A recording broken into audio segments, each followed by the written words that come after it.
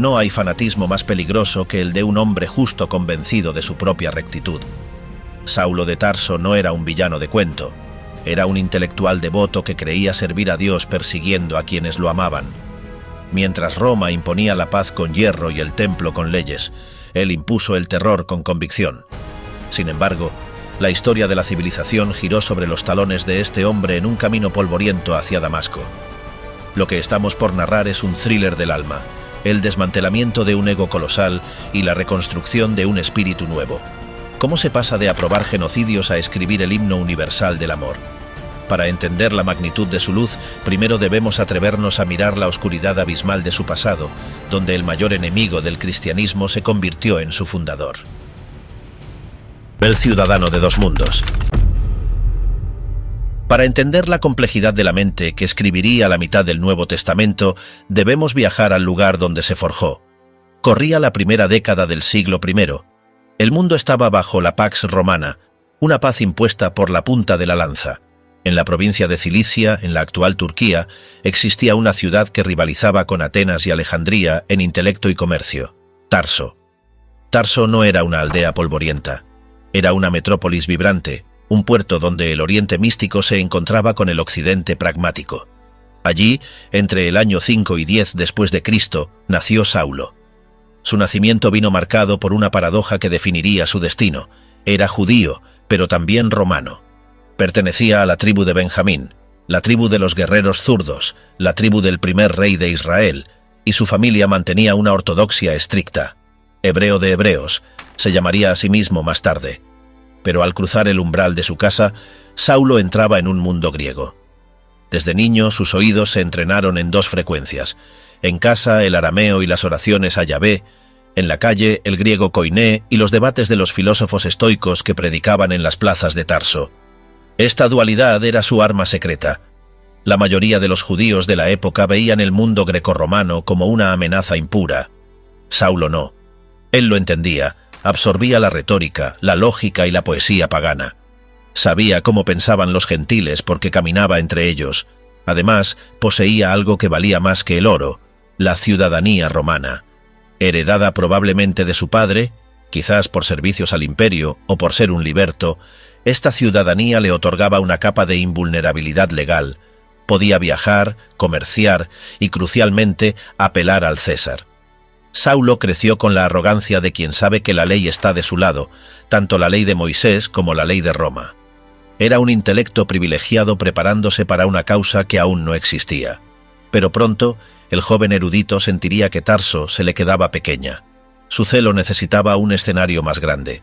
Su destino lo llamaba hacia el centro del mundo espiritual, Jerusalén.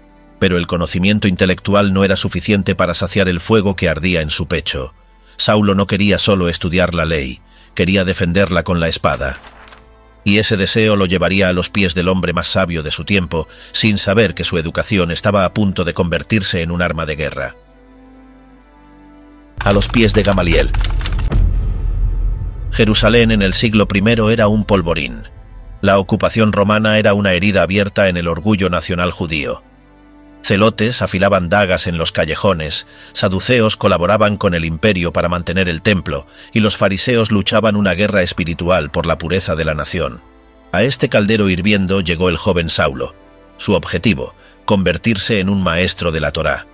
Entró en la escuela de Gamaliel, el rabino más respetado de la época, nieto del legendario Hillel.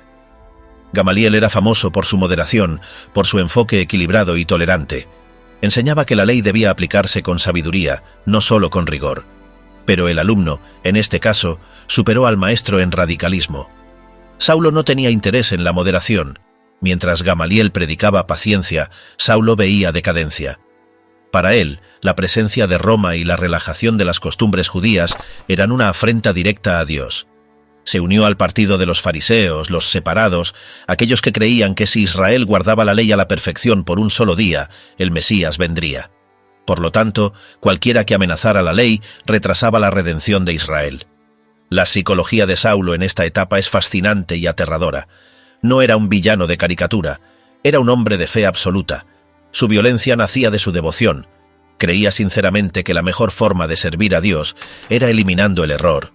Su mente se afiló como una navaja, debatía, memorizaba, argumentaba. Se convirtió en una estrella ascendente en el judaísmo de Jerusalén, un joven al que los ancianos miraban con aprobación. Entonces surgió el rumor. Un grupo de pescadores y campesinos galileos estaba llenando Jerusalén con una doctrina extraña. Hablaban de un carpintero crucificado, un tal Jesús de Nazaret, al que proclamaban no solo como Mesías, sino como Dios resucitado. Para la mente farisea de Saulo, esto no era solo una herejía, era una blasfemia intolerable. La ley decía claramente: «Maldito todo aquel que es colgado en un madero». Jesús había muerto en una cruz, la muerte maldita por excelencia. Decir que ese hombre era el Mesías era insultar la santidad de Dios. Saulo observó el crecimiento de este camino con una mezcla de desprecio y alarma. Vio cómo ganaban adeptos, cómo desafiaban al Sanedrín, y decidió que la tolerancia de su maestro Gamaliel ya no era útil. Hacía falta una mano dura, hacía falta fuego purificador. La tensión llegó a su punto de ruptura en una de las sinagogas de los libertos. Allí, un diácono cristiano llamado Esteban se atrevió a debatir con los helenistas. Saulo estaba allí, escuchando, y lo que oyó ese día desataría la primera gran cacería humana de la historia de la Iglesia. La sangre del primer mártir. El juicio de Esteban marca el momento exacto en que el cristianismo dejó de ser una molestia para convertirse en un objetivo militar para Saulo. Esteban, lleno de gracia y poder, no se limitó a defenderse. Acusó al Sanedrín de haber traicionado a Dios y asesinado al justo. La reacción de la corte religiosa fue visceral. Crujían los dientes contra él, dice la Escritura. La atmósfera de debate legal se transformó instantáneamente en un linchamiento masivo. Arrastraron a Esteban fuera de los muros de la ciudad, al lugar de las ejecuciones, y allí estaba Saulo. Los textos bíblicos nos dan un detalle escalofriante. Los testigos pusieron sus ropas a los pies de un joven que se llamaba Saulo. Él no lanzó las piedras. Él hizo algo peor. Supervisó la ejecución. Era la autoridad moral que validaba el asesinato. Mientras las rocas golpeaban la carne de Esteban, rompiendo sus huesos, Saulo observaba. Pero lo que vio debió perturbarlo profundamente. Esteban no gritó maldiciones, no suplicó por su vida. Alzó los ojos al cielo, con el rostro iluminado como el de un ángel, y gritó: «Señor, no les tomes en cuenta este pecado». Y luego murió. Esa muerte debió ser una estaca en la conciencia de Saulo. Él esperaba ver a un hereje morir con miedo. En cambio, vio a un hombre morir con una paz que él, con todo su estudio de la ley, no poseía. Pero en lugar de ablandarse, Saulo se endureció. La duda es peligrosa para un fanático, y para acallar la duda, Saulo redobló la violencia. La muerte de Esteban abrió la veda. Saulo pidió cartas al sumo sacerdote. Ya no esperaría a que los cristianos predicaran. Iría a buscarlos a sus casas. Saulo asolaba la iglesia, relata Lucas. El verbo griego usado aquí es el mismo que se usa para describir a un animal salvaje destrozando un cuerpo. Entraba en los hogares, arrastraba a hombres y mujeres por igual y los arrojaba a la cárcel. Jerusalén se llenó de gritos. Pero el camino se dispersaba como semillas al viento. Cuanto más los perseguía, más huían y predicaban en otros lugares. Llegaron noticias de que la herejía había llegado a Damasco, una ciudad comercial vital en el norte. Saulo sintió que su misión divina lo llamaba. No podía permitir que la infección se propagara. Preparó una guardia, tomó sus credenciales del Sanedrín y fijó sus ojos en el horizonte. El viaje a Damasco debía ser una marcha triunfal de la ortodoxia. Saulo cabalgaba con la certeza del justo, respirando el aire seco del desierto, convencido de que estaba haciendo la obra de Dios. No tenía idea de que en realidad estaba cabalgando directamente hacia una emboscada cósmica. El evento Horizonte. El camino de Jerusalén a Damasco cubre unos 220 kilómetros. Es un viaje arduo, de casi una semana bajo el sol implacable del Oriente Próximo. Saulo y su escolta recorrían el terreno pedregoso, quizás pasando cerca del monte Hermón. Era mediodía. El sol estaba en su cenit, el momento de mayor claridad y calor, cuando las sombras desaparecen y el mundo es pura luz abrasadora. Fue entonces cuando ocurrió. No fue una idea, no fue un sentimiento. Fue una colisión. Hechos 9 describe una luz que sobrepasaba el brillo del sol. Piénsalo. una luz más brillante que el sol del mediodía en el desierto. Fue una explosión de gloria nuclear que derribó a Saulo y a sus acompañantes al suelo. El hombre orgulloso, el fariseo impecable, el ciudadano romano cayó al polvo.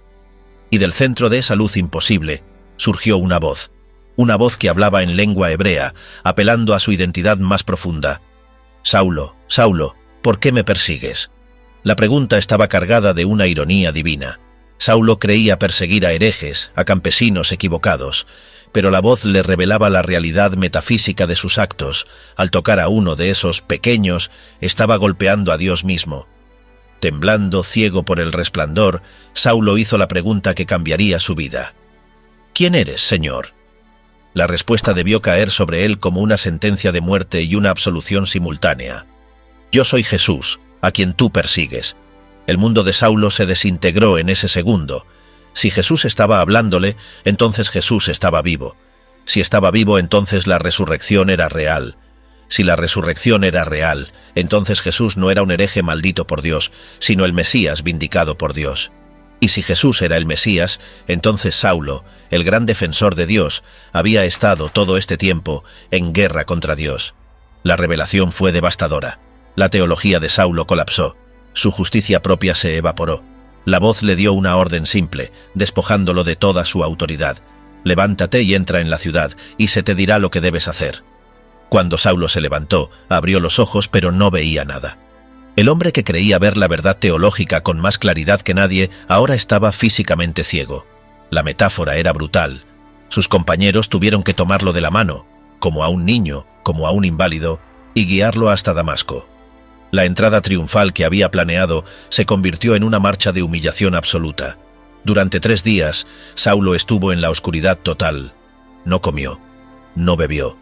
Estaba en un estado de shock catatónico, deconstruyendo cada momento de su vida, cada piedra lanzada a Esteban, cada certeza farisea. En esa oscuridad, Saulo estaba muriendo para que Pablo pudiera nacer.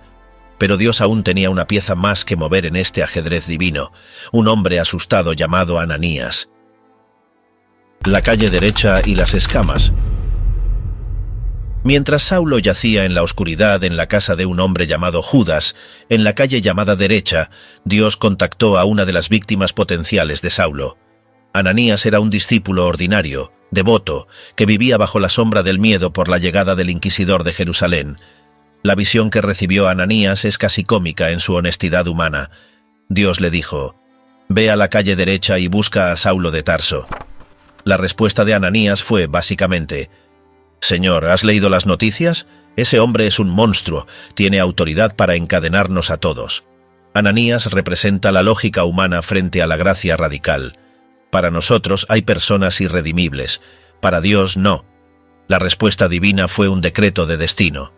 «Ve, porque instrumento escogido me es este, para llevar mi nombre en presencia de los gentiles, y de reyes, y de los hijos de Israel». Instrumento escogido. La palabra griega skeuos puede referirse a una vasija o una herramienta. Saulo sería el recipiente que llevaría el vino nuevo a las naciones. Ananías obedeció. Entró en la habitación oscura donde el antiguo terrorista ayunaba, y sus primeras palabras sellaron la transformación. No dijo asesino ni enemigo. Puso sus manos sobre él y dijo: «Hermano Saulo». Esa palabra, hermano, fue la primera gota de gracia en el alma desértica de Saulo. Fue recibido en la familia que intentó destruir. Al instante, dice el texto, cayeron de sus ojos como escamas. Es probable que fuera una costra física causada por la quemadura de la luz divina, pero el simbolismo es eterno. Saulo recobró la vista, pero ahora veía un mundo diferente. Se levantó y fue bautizado inmediatamente. El agua lavó el polvo del camino y la sangre de su conciencia. Lo que sucedió después dejó a Damasco en shock. Los judíos esperaban a Saulo el inquisidor. En cambio, apareció en las sinagogas un hombre en llamas, predicando con la misma ferocidad e intelecto de siempre, pero con un mensaje opuesto. Jesús es el Hijo de Dios. Usaba su conocimiento de las Escrituras para probar irrefutablemente que el Cristo tenía que padecer. Los que lo oían estaban atónitos. ¿No es este el que asolaba en Jerusalén?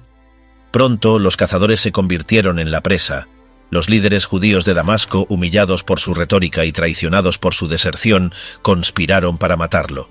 Vigilaron las puertas de la ciudad día y noche. La ironía final de esta primera etapa: el hombre que entró en Damasco con una escolta militar tuvo que huir de noche, bajado en una canasta de mimbre por una ventana de la muralla, suspendido en el vacío, sostenido solo por las cuerdas y las manos de los discípulos que antes había venido a arrestar. Saulo había sobrevivido, pero su viaje apenas comenzaba. Necesitaba entender la magnitud de su nueva fe. No subió a Jerusalén inmediatamente para consultar con Pedro o los apóstoles. Sintió el llamado del desierto. Se dirigió a Arabia. Allí, en la soledad de las dunas, lejos del ruido humano, el nuevo apóstol recibiría la descarga final de su teología directamente del cielo. Lo que aprendería en ese silencio cambiaría la faz de la tierra para siempre. La historia de los grandes líderes a menudo omite sus capítulos más importantes: los años del desierto. Nos gusta la conversión instantánea y el éxito inmediato, pero la realidad espiritual opera con una lentitud geológica. Saulo había visto la luz, sí, pero aún no estaba listo para ser la luz del mundo. Entre el fugitivo que escapó de Damasco en una canasta y el gigante teológico que escribiría la carta a los romanos, hay un abismo de tiempo y silencio que los historiadores llaman los años ocultos. ¿Qué sucede cuando un hombre de acción es obligado a detenerse? ¿Qué pasa por la mente de un genio cuando Dios lo pone en modo de espera? Fue en este vacío donde Saulo murió definitivamente y Pablo comenzó a respirar. No aprendió el Evangelio en una universidad, ni a los pies de Pedro en Jerusalén. Lo aprendió en la soledad abrasadora de Arabia, bajo las estrellas, debatiendo no con hombres, sino con el mismo espíritu que lo había derribado. Esta etapa no fue una pausa, fue una reingeniería total del alma. Y cuando finalmente emergió, no traía solo un mensaje, traía una revolución que haría temblar los cimientos del Imperio Romano y de la propia tradición judía. El misterio de Arabia y el regreso incómodo. Gálatas 1:17 nos da la pista clave. Ni subí a Jerusalén, sino que fui a Arabia. No hablamos de la Arabia Saudita moderna, sino del reino nabateo, una región desértica y rocosa al sur de Damasco. Allí, Saulo pasó 3 años. Imagina el contraste. El hombre que había vivido en las academias ruidosas de Jerusalén y en los puertos cosmopolitas de Tarso, ahora estaba solo con el viento y la arena. ¿Qué hizo allí? No fue a predicar, fue a desaprender. Tuvo que tomar todo su conocimiento del Antiguo Testamento, cada profecía, cada ley, cada salmo, y releerlo a través de la lente de Jesús. Fue un trabajo intelectual y espiritual titánico. Allí entendió que la ley no era una escalera para subir al cielo, sino un espejo para ver la suciedad del rostro humano. Allí nació la doctrina de la gracia. Cuando finalmente decidió subir a Jerusalén 3 años después, la recepción fue gélida. Hechos 9:26 lo describe con una crudeza dolorosa.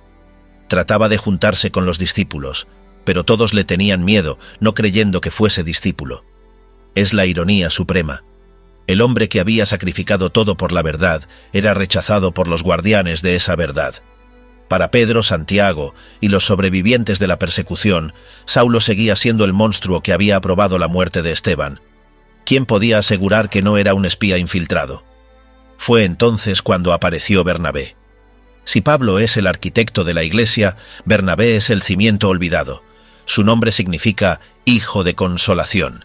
Él fue el único que tuvo el coraje de cruzar la línea del miedo, tomar a Saulo del brazo y llevarlo ante los apóstoles. «Escuchadme», debió decir Bernabé. «Este hombre ha visto al Señor». La reunión entre Pedro y Pablo debió ser tensa. 2 mundos chocando. Pero tras 15 días de convivencia, Pedro reconoció la misma llama en los ojos de su antiguo enemigo. Sin embargo, Jerusalén seguía siendo peligrosa. Los judíos helenistas, antiguos aliados de Saulo, ahora querían matarlo por traidor. Una vez más, tuvo que huir. Fue enviado a su ciudad natal, Tarso, y allí desapareció del radar histórico por otros casi 10 años. Una década de silencio en Tarso, trabajando el cuero, haciendo tiendas, predicando en la oscuridad, esperando. Parecía que la historia se había olvidado de él, pero Dios estaba preparando el escenario para el siguiente acto en una ciudad llamada Antioquía. La base de operaciones y el primer viaje. Antioquía de Siria era la 3ª ciudad más grande del imperio después de Roma y Alejandría. Era rica, corrupta y vibrante, pero tenía algo único. Allí, judíos y gentiles comenzaban a mezclarse en la fe. Bernabé, enviado a supervisar este fenómeno, se dio cuenta de que el trabajo era demasiado grande para él. Recordó al brillante exiliado de Tarso, fue a buscarlo y lo trajo a la línea del frente. Fue en Antioquía donde el movimiento dejó de ser una secta judía. Fue allí donde, por primera vez, los forasteros los llamaron burlonamente cristianos. Pablo y Bernabé enseñaron allí un año, convirtiendo la ciudad en la plataforma de lanzamiento de la misión global. En el año 46 después de Cristo, el Espíritu Santo dio la orden: «Apartadme a Bernabé y a Saulo para la obra a que los he llamado». Así comenzó el primer viaje misionero. La estrategia de Pablo era militar en su precisión. No iba a aldeas perdidas. Iba a los centros neurálgicos del comercio y la administración romana: Chipre, Perge, Iconio, Listra. En la isla de Chipre se enfrentaron a un hechicero llamado Elimas que intentaba impedir la conversión del procónsul romano. Pablo, lleno de poder, dejó ciego al hechicero temporalmente. Fue un eco de su propia conversión. Usar la ceguera física para despertar la visión espiritual. Pero el costo físico comenzó a acumularse. En Galacia, Pablo enfermó gravemente. A pesar de la fiebre y el dolor, subió a las montañas de Pisidia. En Listra, la volubilidad de las masas se mostró en todo su horror. Tras sanar a un cojo de nacimiento, la multitud intentó adorar a Pablo y Bernabé como si fueran los dioses Hermes y Zeus. Apenas lograron detener el sacrificio. Pero días después llegaron agitadores judíos de otras ciudades y pusieron a la misma multitud en su contra. La adoración se convirtió en homicidio. Apedrearon a Pablo. No fue un acto simbólico. Lo apedrearon hasta que consideraron que estaba muerto y arrastraron su cuerpo fuera de la ciudad, dejándolo en el vertedero. Imagina la escena: el cuerpo roto, sangrando, rodeado de discípulos llorando. Y de repente, el cadáver se mueve. Pablo se levanta. Con huesos probablemente fracturados y el cuerpo cubierto de hematomas, no huye. Vuelve a entrar en la ciudad. Ese acto de valentía cimentó su leyenda. Pablo no era solo un intelectual, era un guerrero indestructible. El concilio que salvó al cristianismo. Al regresar a Antioquía, la celebración duró poco. Una crisis teológica amenazaba con destruir la iglesia desde adentro. Ciertos hombres vinieron de Judea enseñando: «Si no os circuncidáis conforme al rito de Moisés, no podéis ser salvos». Esto no era un detalle menor, era el corazón del Evangelio. Si los gentiles tenían que hacerse judíos para ser cristianos, entonces Cristo no era suficiente. La fe se convertía en obras. Pablo vio el peligro inmediatamente. Si esta doctrina ganaba, el cristianismo sería solo una nota al pie en la historia del judaísmo. Viajó a Jerusalén para el enfrentamiento definitivo, el Concilio de Jerusalén. La sala estaba llena de tensión. Los fariseos creyentes exigían la ley. Pedro dudaba. Santiago presidía. Pablo se puso de pie. No usó argumentos filosóficos. Contó lo que Dios había hecho entre los gentiles. Habló de milagros, de conversiones, del Espíritu Santo cayendo sobre incircuncisos. ¿Por qué tentáis a Dios poniendo sobre el cuello de los discípulos un yugo que ni nuestros padres ni nosotros hemos podido llevar? Su argumento era la libertad. Pedro finalmente lo apoyó. Santiago redactó el decreto final. Los gentiles no necesitaban hacerse judíos. La gracia era libre. Ese día, Pablo salvó el futuro de la fe universal. Rompió las cadenas étnicas del Evangelio, pero la victoria teológica vino acompañada de una ruptura personal. Al preparar el segundo viaje, Pablo y Bernabé discutieron violentamente sobre llevar a Juan Marcos, quien los había abandonado en el primer viaje. El hijo de consolación quería dar una segunda oportunidad. Pablo, el general exigente, no toleraba la deserción. La discusión fue tan agria que el equipo soñado se separó. Bernabé se fue a Chipre. Pablo eligió a Silas. A veces, Dios usa incluso nuestros conflictos para duplicar la misión. La invasión de Europa. El segundo viaje misionero es donde la historia da su giro más dramático hacia Occidente. Pablo intentó ir a Asia, pero el Espíritu se lo prohibió. Intentó ir a Bitinia, y el Espíritu se lo prohibió. Estaba acorralado en la costa de Troas, frente al mar Egeo. Esa noche tuvo una visión. Un varón macedonio estaba de pie, rogándole: «Pasa a Macedonia y ayúdanos».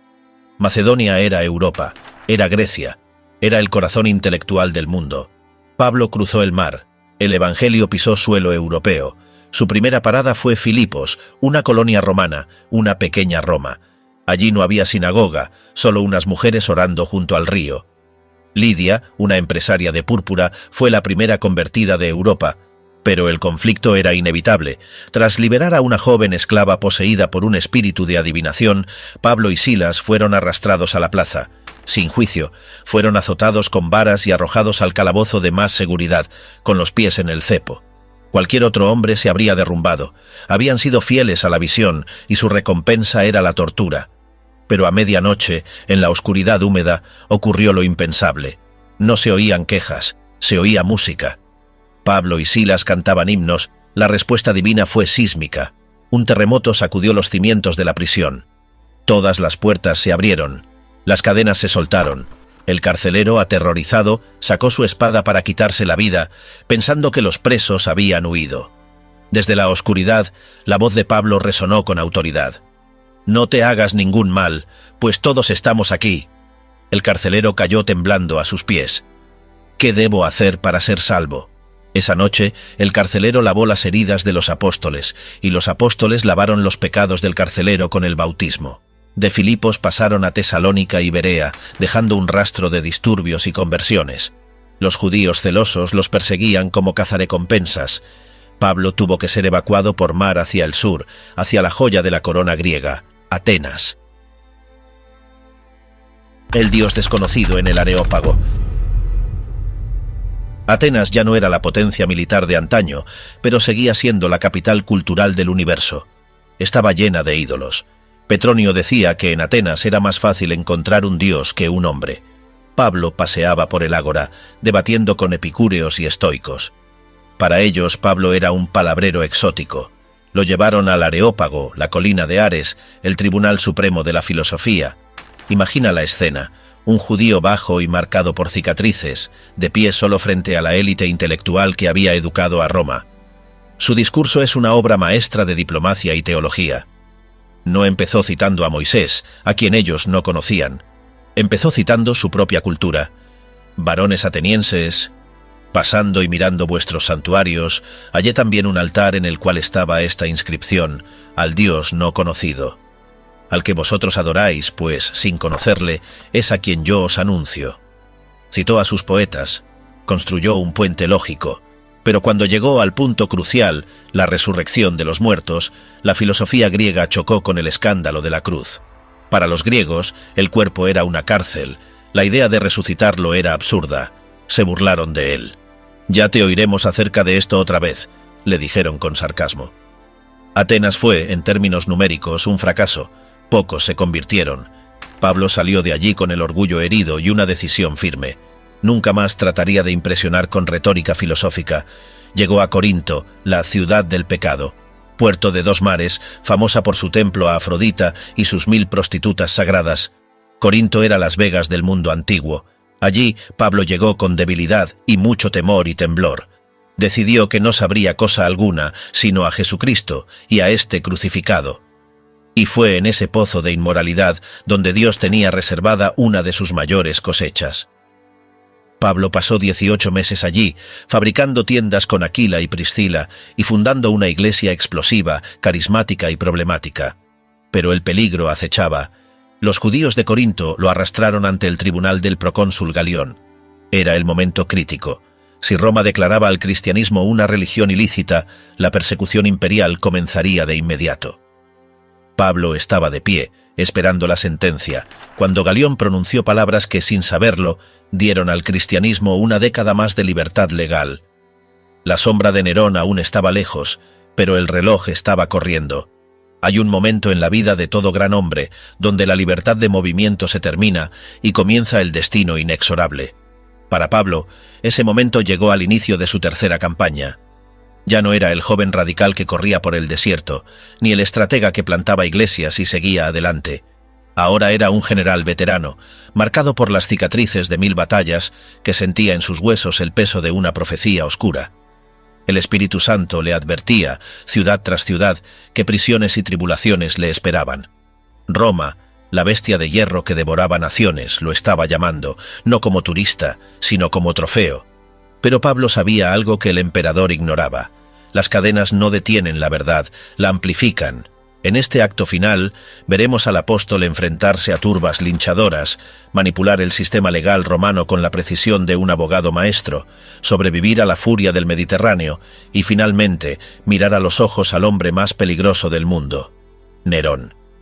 Esta es la crónica de cómo el prisionero de Cristo conquistó la capital del mundo sin levantar una sola espada. El asalto a la fortaleza de Artemisa. El tercer viaje misionero no fue una simple gira de predicación, fue una operación táctica dirigida al corazón de la oscuridad. Pablo, el estratega consumado, tenía un objetivo que rayaba en la obsesión: Éfeso. Para entender la magnitud de este desafío, debemos visualizar el escenario. Si Atenas era el cerebro intelectual del mundo antiguo y Corinto su centro de placer carnal, Éfeso era su reactor nuclear espiritual. Era una metrópolis diseñada para intimidar. Allí, dominando el horizonte, se alzaba el templo de Artemisa, una de las 7 maravillas del mundo antiguo. No era una simple iglesia, era una monstruosidad arquitectónica 4 veces más grande que el Partenón de Atenas. Contaba con 127 columnas de mármol, cada una de 20 metros de altura, donadas por reyes. Pero su verdadera función no era solo religiosa, sino económica y ocultista. El templo funcionaba como el banco más grande de Asia Menor, donde los criminales y los reyes depositaban sus tesoros bajo la protección de la diosa. La ciudad vivía y respiraba magia, superstición y la venta masiva de ídolos. Miles de sacerdotes, prostitutas sagradas y eunucos servían a una diosa que representaba la fertilidad cruda y el poder de la naturaleza. Pablo llegó allí no para debatir filosofía, sino para declarar una guerra espiritual total. Su estrategia inicial fue la infiltración. Al ser rechazado en la sinagoga, alquiló la sala de conferencias de un maestro llamado Tirano. Durante 2 años, en las horas más calurosas del día, cuando la ciudad dormía la siesta y el trabajo cesaba, Pablo enseñaba. El impacto de esta persistencia fue tan brutal que Lucas, el historiador, relata algo estadísticamente insólito. De tal manera que todos los que habitaban en Asia, judíos y griegos, oyeron la palabra del Señor Jesús. Desde esa escuela, el mensaje se irradió como una onda expansiva, fundando las 7 iglesias del Apocalipsis. Pero la enseñanza teológica pronto dio paso a una demostración de poder crudo. El poder de Dios se desbordó de una manera que desafiaba la lógica médica y religiosa. No se trataba solo de oraciones ordenadas. La Biblia relata que la unción sobre Pablo era tan densa, tan radiactiva espiritualmente, que la gente tomaba los pañuelos y los delantales de trabajo que habían tocado su piel sudorosa mientras fabricaba tiendas y los llevaban corriendo a los enfermos y poseídos. Imagina la escena. Telas empapadas en el sudor de un trabajador manual se convertían en armas de liberación masiva. En cuanto esas telas tocaban a un enfermo, las patologías desaparecían. Cuando tocaban a un endemoniado, los espíritus malignos huían gritando. La magia negra de Éfeso, perfeccionada durante siglos, colapsó ante el poder real del Espíritu Santo. Los demonios conocían la diferencia entre un ritual vacío y la autoridad delegada del cielo. Esto llevó a un evento cinematográfico, una escena que ningún guionista de Hollywood podría mejorar. Los brujos, nigromantes y practicantes de artes oscuras de la ciudad, aterrorizados por la superioridad evidente del nombre de Jesús, entraron en crisis. Comprendieron que sus hechizos eran juguetes rotos comparados con el poder que Pablo canalizaba. Arrepentidos y temblando, sacaron sus libros secretos, sus rollos de papiro llenos de conjuros y maldiciones generacionales, y los llevaron a la plaza pública. Hicieron una hoguera gigantesca. Las llamas consumieron siglos de conocimiento oculto. Lucas, siempre detallista, calculó el valor de los libros quemados, 50.000 piezas de plata. Para ponerlo en contexto moderno, estamos hablando de millones de dólares en propiedad intelectual destruida voluntariamente. Económicamente, fue una catástrofe para la industria del ocultismo. Espiritualmente, fue una victoria nuclear. Pablo había golpeado a la oscuridad donde más le dolía, en su billetera y en su orgullo. Pero hay una regla de oro en la historia humana. Cuando tocas el bolsillo de la religión organizada, la violencia es inevitable. Demetrio, un líder del gremio de plateros que se había hecho inmensamente rico vendiendo réplicas en miniatura del templo y de la diosa, vio cómo sus ventas se desplomaban. No le importaba la teología, le importaba su margen de ganancia.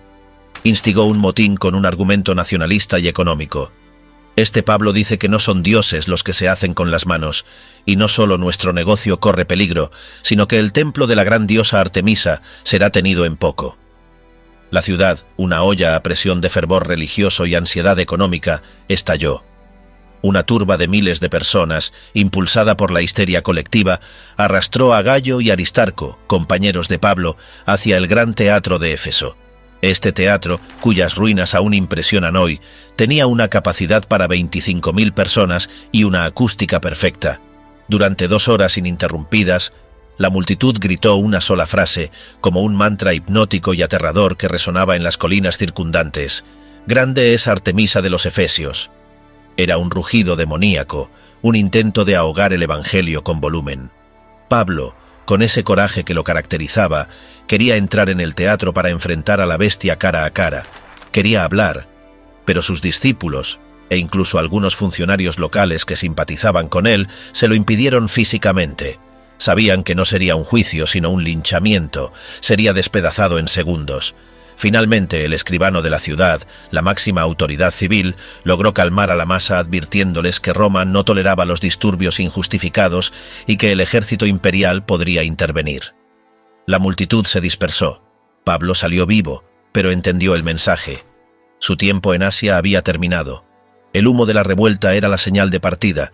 Había conquistado la plaza fuerte del enemigo, pero la guerra debía moverse a otro frente. La despedida y la profecía del cinturón. El camino de regreso a Jerusalén estuvo cargado de una atmósfera pesada, una melancolía premonitoria que envolvía a la comitiva apostólica. Pablo no viajaba como un turista, sino como un general que visita sus puestos de avanzada por última vez.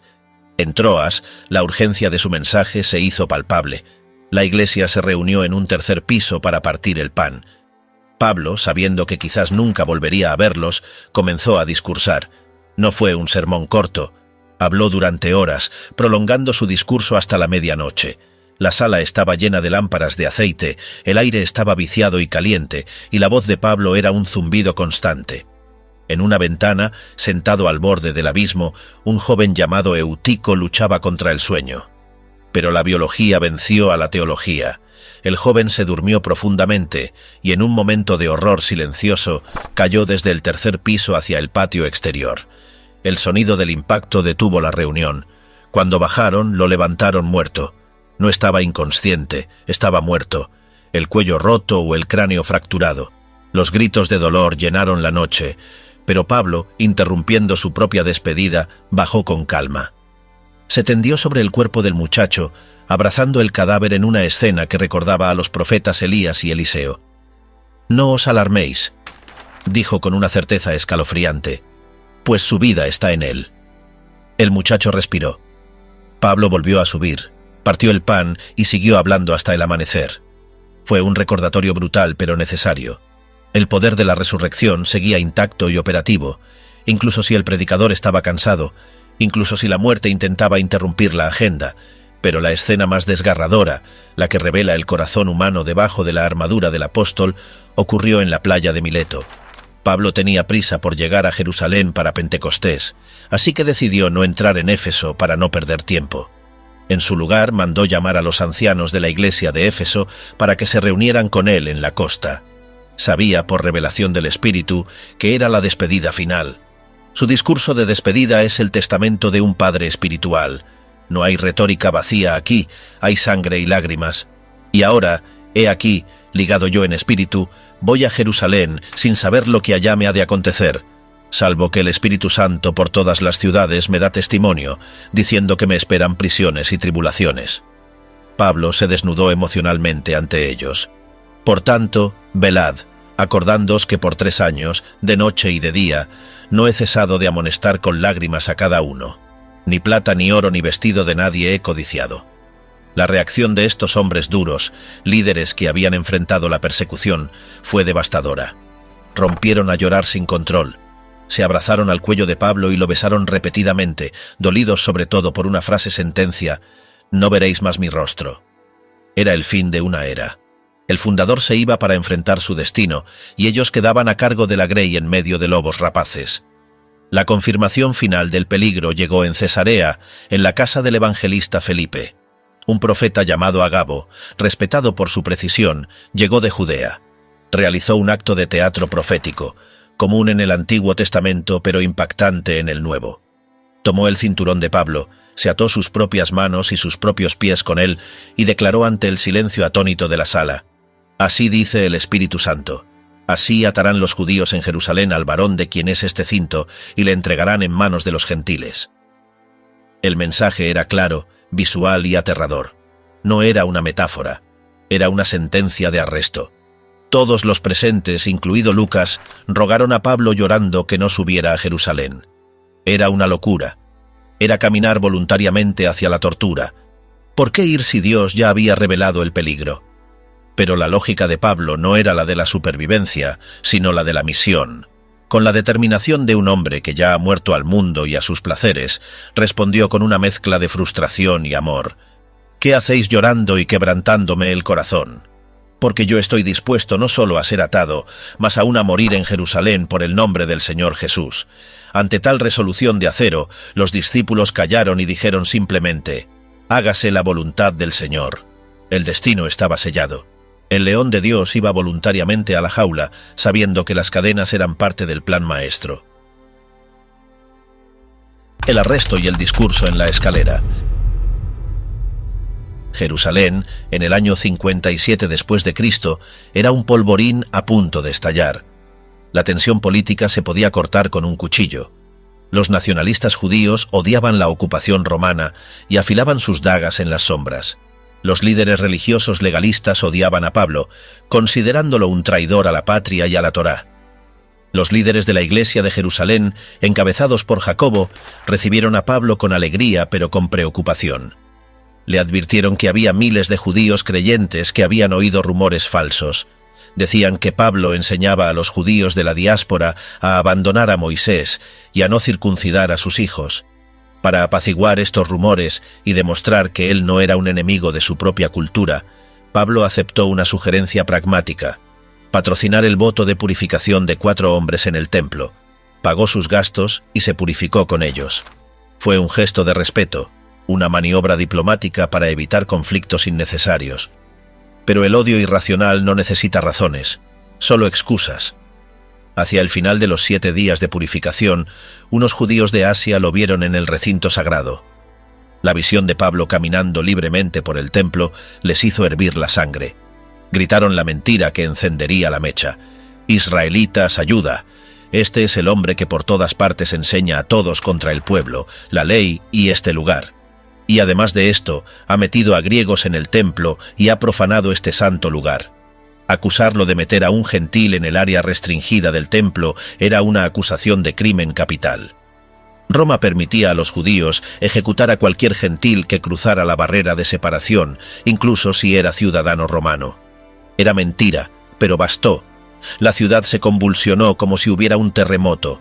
La gente corrió desde todas las direcciones. Agarraron a Pablo, lo arrastraron fuera de los atrios sagrados y cerraron las puertas pesadas del templo. El mensaje era simbólico. Pablo quedaba fuera de la presencia de Dios. Comenzaron a golpearlo salvajemente.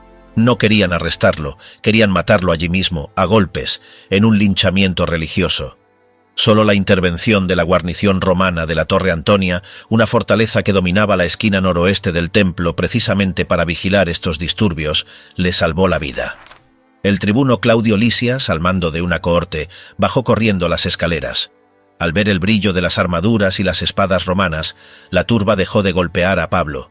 Los soldados lo arrestaron, encadenándolo con 2 cadenas tal como Agabo había profetizado. El tribuno intentó interrogar a la multitud, pero el caos era tal que unos gritaban una cosa y otros otra. Ante la confusión, Lisias ordenó llevarlo al cuartel. La violencia de la masa era tan extrema que al llegar a las escaleras de la fortaleza, los soldados tuvieron que levantar a Pablo en vilo, literalmente llevándolo en el aire sobre sus escudos, mientras la turba sedienta de sangre gritaba abajo: «¡Muera!». Era un eco escalofriante de los gritos que años atrás habían condenado a Jesús. Y aquí, en medio del caos, ensangrentado, magullado y encadenado, Pablo hizo algo que define su genialidad y su dominio propio sobrenatural. No pidió un médico, no pidió agua, pidió permiso para hablar. Le dijo al tribuno en un griego culto y perfecto: «¿Se me permite decirte algo?». El tribuno se sorprendió. Pensaba que Pablo era un terrorista egipcio que había liderado una revuelta de sicarios. «¿Sabes griego?», preguntó Lisias. Pablo aclaró su identidad: ciudadano de Tarso, una ciudad importante, y pidió hablar al pueblo. De pie en las escaleras, entre la seguridad romana y la furia judía, Pablo hizo un gesto con la mano. Su presencia irradiaba tal autoridad que un gran silencio cayó sobre la plaza, y entonces habló, no en griego, sino en lengua hebrea. «Varones, hermanos y padres, oíd ahora mi defensa». Ese cambio de idioma fue una jugada maestra de inteligencia emocional. Conectó instantáneamente con la multitud. Escucharon en silencio absoluto mientras contaba su historia, su pasado como perseguidor fanático, su encuentro cegador con Jesús en el camino a Damasco, su conversión.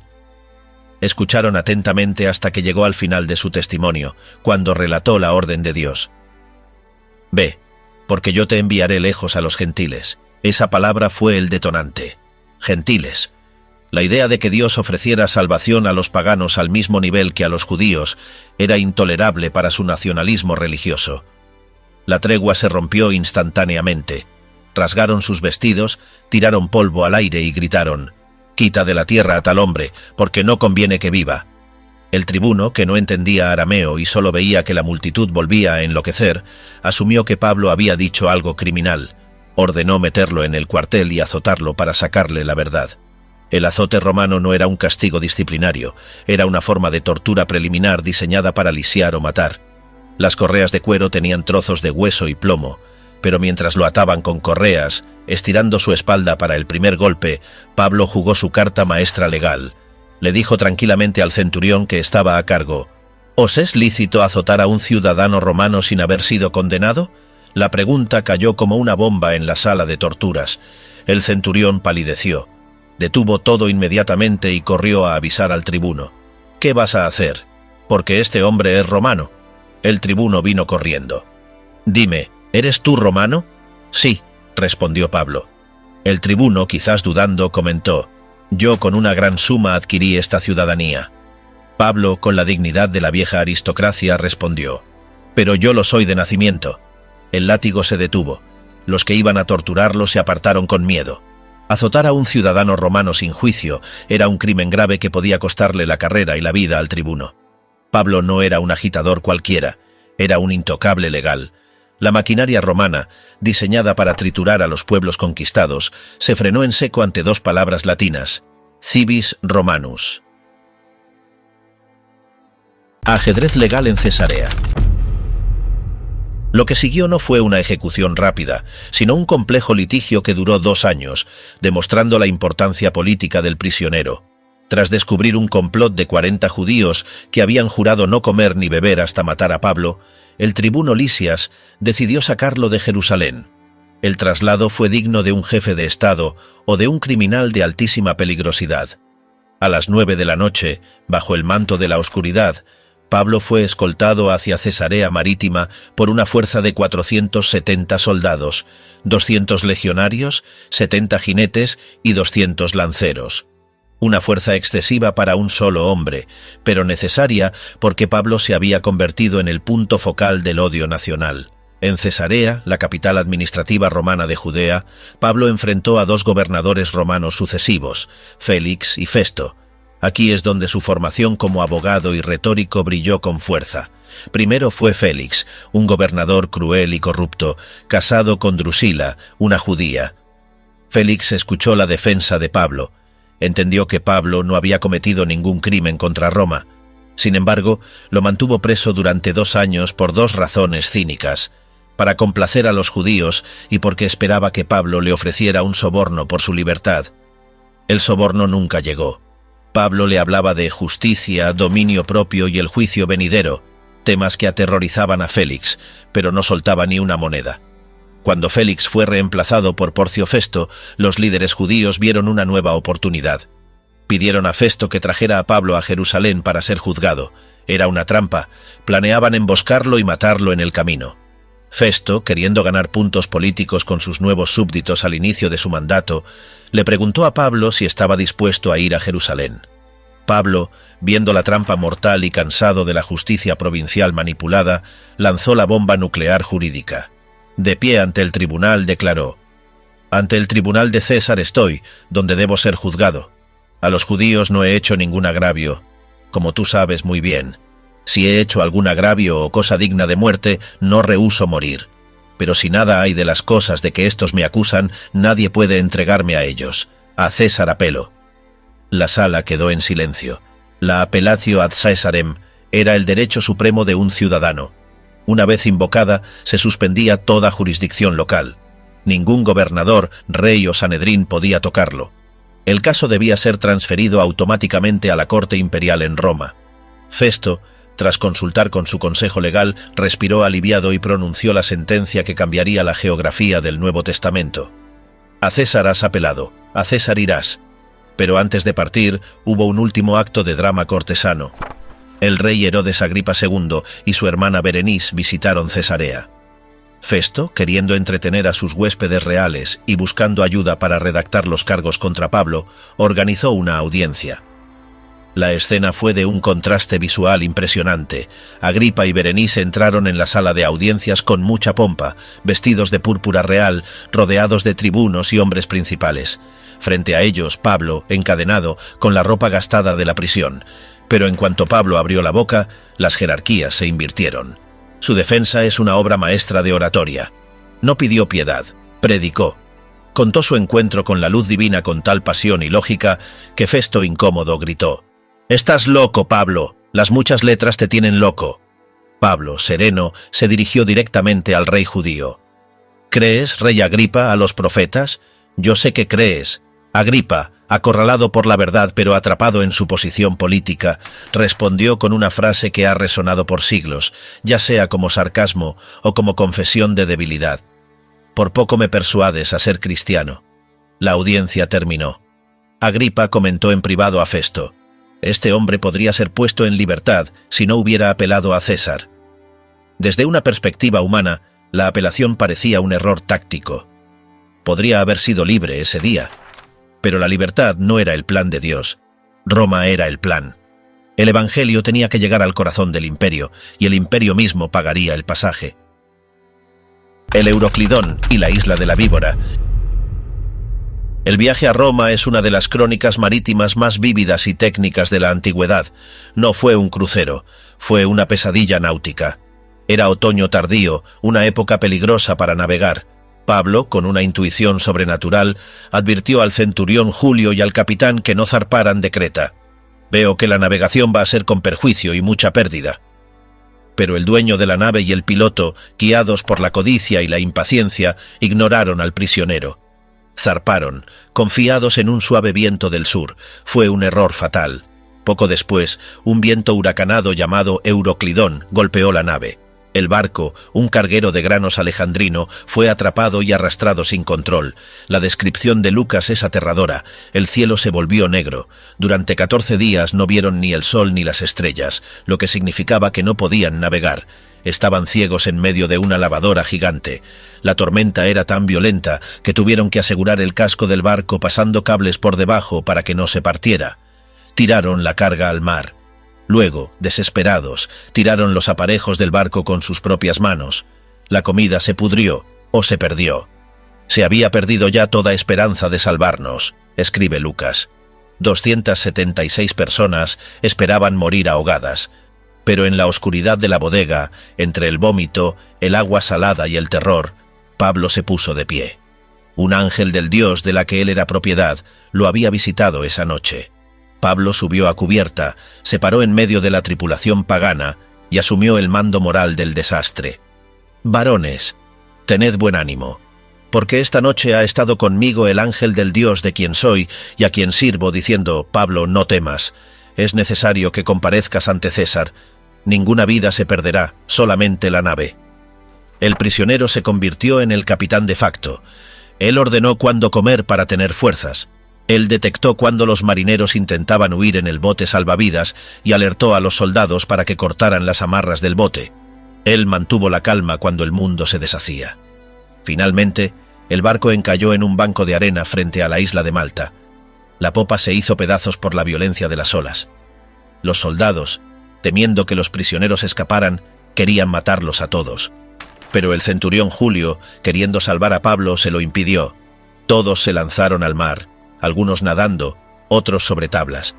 Llegaron a la orilla, mojados, congelados y exhaustos. Los nativos de Malta los recibieron con inesperada humanidad y encendieron una gran fogata para combatir la lluvia y el frío. Y aquí ocurrió el último signo antes de Roma.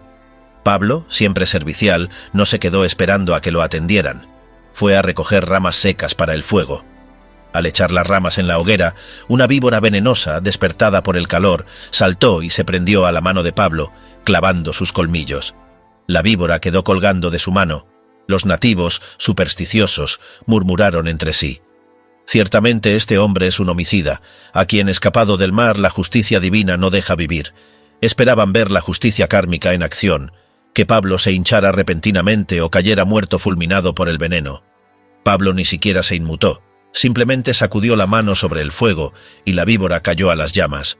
Esperaron un rato largo. Miraban su mano, miraban sus ojos. Nada. No había hinchazón. No había muerte. La opinión pública cambió radicalmente. Es un dios. Esta invulnerabilidad física era el sello final de su autoridad apostólica antes de entrar en la capital del imperio. El mensaje era visual. Nada, ni tormentas, ni veneno, ni leyes injustas, podía matar a Pablo hasta que su misión estuviera cumplida. Era inmortal hasta que Dios dijera basta. Cadenas que hablan. Finalmente, llegaron a Italia. Pablo desembarcó en Puteoli y comenzó a caminar hacia el norte. Cuando llegó al foro de Apio y a las 3 tabernas, hermanos de Roma salieron a recibirlo. Al verlos, Pablo dio gracias a Dios y cobró aliento. No estaba solo. Entró en Roma en el año 60 después de Cristo, caminando por la Vía Apia, la reina de los caminos. Veía los monumentos de un imperio que había aplastado naciones, pero él traía un mensaje que conquistaría al imperio desde adentro. Debido a los informes favorables de Festo y del centurión Julio, se le permitió un régimen de custodia especial, vivir en una casa alquilada por su propia cuenta, pero con una condición ineludible. Estaba encadenado a un soldado romano las 24 horas del día. Imagina la situación, pero desde la perspectiva del soldado. La guardia pretoriana, la élite del ejército, rotaba turnos de 4 horas encadenados a este judío. El soldado no podía irse.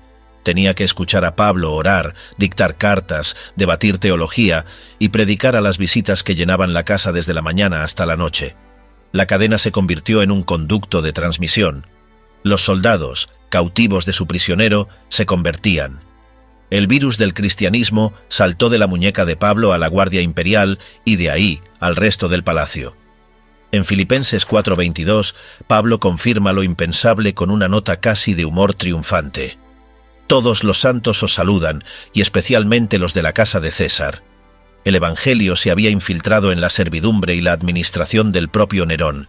Durante estos 2 años de prisión domiciliaria, Pablo no perdió el tiempo. Convirtió su celda en el cuartel general de la Iglesia Universal.